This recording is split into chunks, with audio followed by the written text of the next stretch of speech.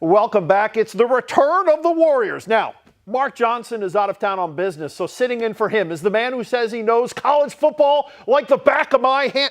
What is that? Anyway, ladies and gentlemen, Mr. Ben Rainwater. I'm ready to do this. We'll see how these picks end up going. No, okay. All right. We'll see. Let's kick off our slate of games with U of L, heading up the East Coast to play Boston College. Cards, 3-point favorites in this battle of 6 and 3 teams.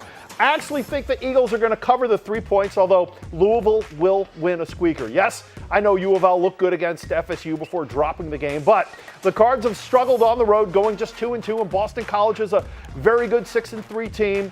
No Lorenzo Malden, no Pio Vituve, no way Louisville covers, but they do win by 1 point, 24-23. I'm going to completely disagree with you here. I think that Tyler Murphy being a running quarterback is going to cause problems. I think that Boston College has a very good defense. It's going to be tough against the run. But I liked what I saw from the U of L the past couple of weeks. Even in a loss to Florida State, they looked improved. In the offense, even though it relies on Devontae Parker maybe a little bit too much, I think it's starting to turn things around. The defense should bounce back even without Lorenzo Malden in this game. Originally, I had a score of 31-17. Without Malden, I think that Boston College gets in the end zone one more time. But still, the Cards win, the Cards cover 31-24. All right, he says with a big grin on his face because he's trying to talk himself into that. That's okay. Next up, we've got Kentucky trying to get that elusive 6th win on the season. They'll go against the Bulldogs. Reeling a bit after the blowout loss to Florida. The Dogs, 10-point favorites. You know, I'd love to see 5-4 Kentucky pick up that elusive 6th win and become bowl eligible. I don't think Kentucky's going to win, but what will happen is Kentucky's going to score early on a Patrick Tolles touchdown. That's going to make the Dogs a little nervous. They're going to get that knot in their stomach. I know Georgia comes in angry after the tough loss to Florida, but anger only takes you so far. Georgia wins, but by much less than 10. Say Georgia 38, UK 31. See, I can see that 38 points, but I do not see any way Kentucky gets to 31. Just like you, I have no idea what happened last week against Florida. I have no idea why the Dogs fell apart. They looked disinterested at the beginning and then shell-shocked once the Gators went up big. But I think the Dogs are going to bounce back. Still no Todd Gurley for one more week. He'll be back next week against Auburn. But that doesn't matter because you want to know why? Why? Nick Chubb. Who? 3 starts. Didn't he fumble last week? He did fumble last week, but in 3 starts, he's over 500 yards. Georgia's probably going to add another 5-star in Sony Michel, returning from injury. Dogs going up big, win big, cover 38-20. Ooh, okay. If that happens, then the tension gets a little tighter for UK as they go after that elusive 6th win. And arguably the SEC's biggest game this week, Bama heads into Death Valley to play LSU. Alabama has been rolling since the loss to Ole Miss, but the Tigers have kind of turned it around after a slow start. The Tide, 6.5-point favorites. Now, LSU playing good ball right now, but so is Alabama. I still think Bama's the best team in the SEC, in the nation. And now they get a chance to prove it with 3 of their last 4 games against LSU, number 1 Mississippi State, and arch rival, some team called, Auburn. The Tide, not as good as last year, but the sum of the parts better than a Bayou Bengal that is good. Bayou Bengals are also lucky they beat Florida and Ole Miss. Give me the Tide to roll 31-17. Bruce, with Les Miles as the coach, these night games, they're supposed to be the vaunted thing in Death Valley. 46-4 Les Miles is in these night games, and this is a night game in Death Valley. Alabama's ascension back on top of college football wins over Arkansas. Shouldn't have happened. Arkansas missed an extra point in the field goal, should have won that game. Texas A&M's turned out to be terrible. They played okay against Tennessee. I'm not buying the Tide hype just yet because who have they really beaten? Meanwhile, LSU, lost to Auburn. They've turned things around, though, with the win over Ole Miss. I'm going to go with the Tigers. I'm all aboard with the Tigers. Give me those 6.5 points. I think LSU covers, and wouldn't be shocked to see LSU beat Alabama 20-17. See, that's what happens for a man that spells go, G-E-A-U-X. It's a Bayou thing. Go Tigers. Bayou Bengals, baby. For our next game, we'll head out to a battle in the Midwest. Kansas State taking on TCU. These are the number 6 and 7 teams in the college football playoff rankings. The Horned Frogs, 6-point home favorites.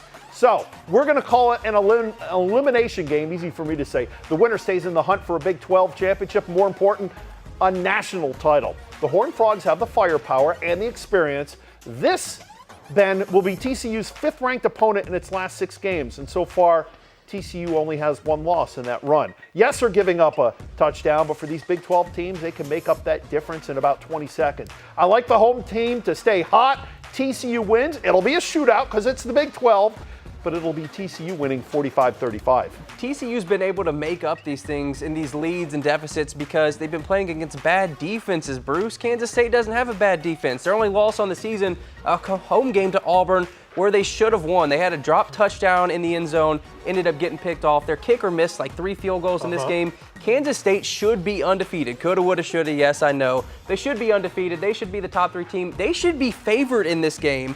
I think the Wildcats should be. Their defense is going to slow down the Horned Frogs because they haven't seen anything like this. Kansas State wins outright 28-27. Can I have a little nip of what you're drinking there? Nothing there. Oh, it's actually coming from his mind. Okay, all right, we'll see. Next, we'll head into the Big Ten. Michigan State, a 3.5-point home favorite against Ohio State. Both teams sitting at 7-1 on the year. Do you and I actually agree? Probably so.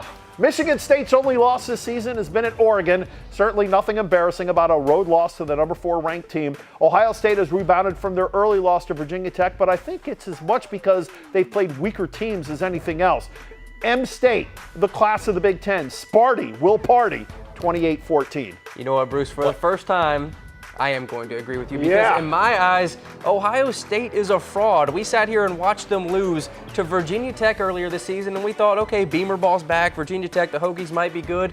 They've turned out to be very mediocre in what's not a great ACC.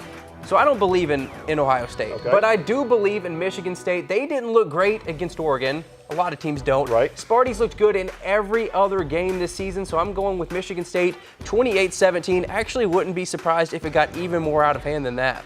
So we have a little love fest going, and it ends like after one game. Because our final game of the week, Notre Dame heading out to the desert to play Arizona State, the Sun Devils, 2.5-point home favorites. Hey, it would be easy to pick against Arizona State because on the East Coast, people are like, what's a Sun Devil? No one knows Arizona State. Everyone knows the Irish, they're good. But Arizona State is better. A-State flying under the radar. I think this comes down to the quarterbacks. I'll actually take the lesser-known Taylor Kelly over Notre Dame's Everett Golson. Lay the 2.5. Take Arizona State. A-State as an A+. 27-20. The Sun Devils win. I really just don't know what the bookkeepers are doing with some of these games because after last week, I believe in Florida State. And for all intents and purposes, the Irish should have beaten the Seminoles. I mean, the pick play at the end, you can call it what you want. I don't think it was even actually a pick play. I think Notre Dame is one of the top 5 teams in the country. Arizona State, on the other hand, in their loss this season, blown out by UCLA. The Bruins hang 62 points on them. And then their wins, their marquee wins, USC, Stanford, those teams have turned out to not even be very good. So I actually think Everett Golson has a huge day in this one, maybe even jumps back into the Heisman conversation. And Notre Dame wins this one with the upset on the road, 45-38. Typical Eastern USA bias. You don't see a team a whole lot, so you figure they can't be good. Hey, you know what? If they would actually play at reasonable times instead of if I happen to wake up in the middle of the night, maybe I'll see the fourth quarter of their games. If you want to be seen by the people and people to know how good you are, don't play these weird schedules. Good point. Ben Rainwater, Bruce Snyder. We'll see how it shakes out. We'll meet here next Friday, same bat time, same bat station. Now to the high schools. Football playoffs are beginning yesterday. Jason Frakes and I previewed a slew of games, so go to mycn2.com to check out who he thinks will survive and move on. One team most are predicting to go a long, long way is the top squad in 6A. Gary Fogle previews the male Bulldogs. Ready to go. They are one of 6 undefeated teams remaining in all of Kentucky, and along with Central Hardin, one of just 2 unbeatens in Class 6A. But to some, that's not a surprise. Many thought Mayo could run the table during the regular season, and the Bulldogs knew the pressure of that expectation was hanging over them. We don't really look at it like that. We just look at it as another game, another week, and we just go out there and do what we've been doing all week in practice and comes out victorious. We knew coming into the season there was going to be a lot of expectations, and right now we have to live up to those expectations. This year's Mayo team is being compared to last year's, which was also very talented. That team lost 1 game in the regular season, a game they could have won, though. They lost to rival Manual. And then they lost in the semifinals to Scott County, the only clunker they threw in all season. Obviously, they're trying to avoid that clunker game this year. We spent a lot of time in the off season, at least I did, trying to figure out, trying to pinpoint really why we did put in a clunker. And there was 2 games that were pretty cold. One was the Manual game, one was the Scott County game, which both of them we lost. But both of those games were right after we beat Trinity and St. X back to back. So then you start thinking maybe it was a mental thing. Maybe it wasn't the cold weather. Maybe it was a mental thing. We don't worry about that game. We just worry about the game that we have to focus on that week. Like this week we have Marshall County, and that's only who we're focusing on. Ready, so go.